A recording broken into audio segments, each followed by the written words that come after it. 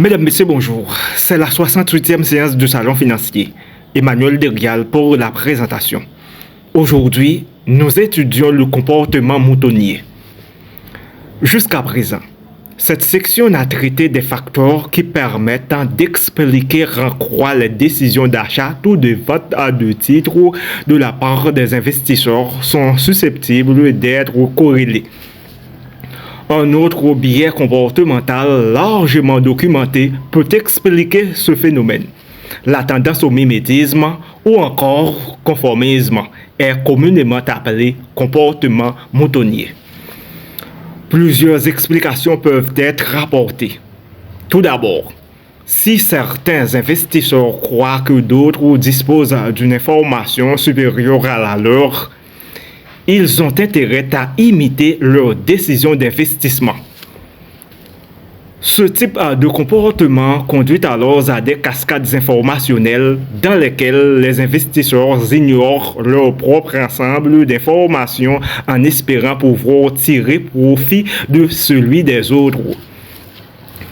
Ensuite, certains individus choisissent délibérément d'en imiter d'autres dans le but d'éviter d'obtenir des rentabilités inférieures à celles de leurs collègues. Enfin, les professionnels de la gestion de fonds font face à un risque de réputation si leurs décisions d'investissement s'écartent trop de celles de leurs confrères. Maintenant, les conséquences de ces biais comportementaux. L'idée selon laquelle les investisseurs commettent des erreurs n'est pas nouvelle en soi. Ce qui est plus surprenant, c'est que ces erreurs persistent alors qu'elles sont coûteuses et qu'il est facile de les éviter en achetant et en détenant le portefeuille de marché. Quoi qu'il en soit, celles-ci peuvent avoir des conséquences sur le MEDAF. Si les investisseurs individuels s'engagent dans des stratégies à alpha négatif, il est alors possible pour les investisseurs sophistiqués d'en tirer profit et d'obtenir des alphas positifs. Observe-t-on l'existence de ces investisseurs sophistiqués empiriquement? La section suivante tente de répondre à cette question. À présent, l'efficience du portefeuille de marché. Pour qu'un investisseur sophistiqué puisse profiter des erreurs commises par les investisseurs individuels, deux conditions sont requises.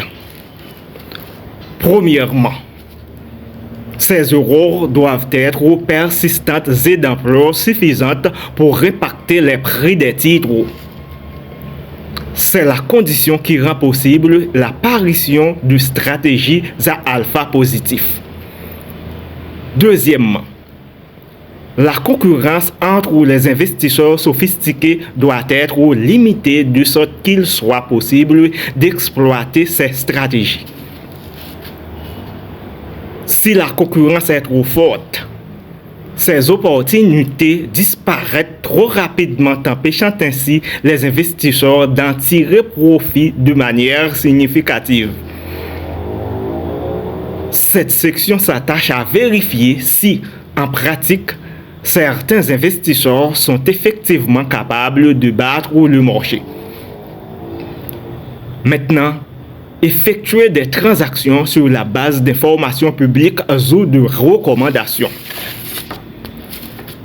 Est-il possible de créer de la valeur en investissant sur la base d'informations lues dans la presse ou sur Internet ou de recommandations d'analystes?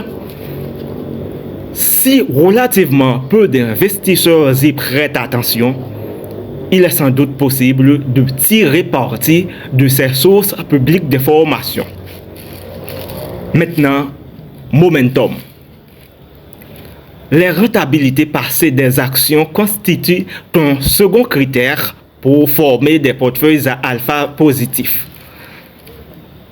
Djegadis et Titman ont classé chaque mois les actions américaines selon leur rentabilité constatée au cours de 6 mois précédents, au cours de la période 1965 à 1989.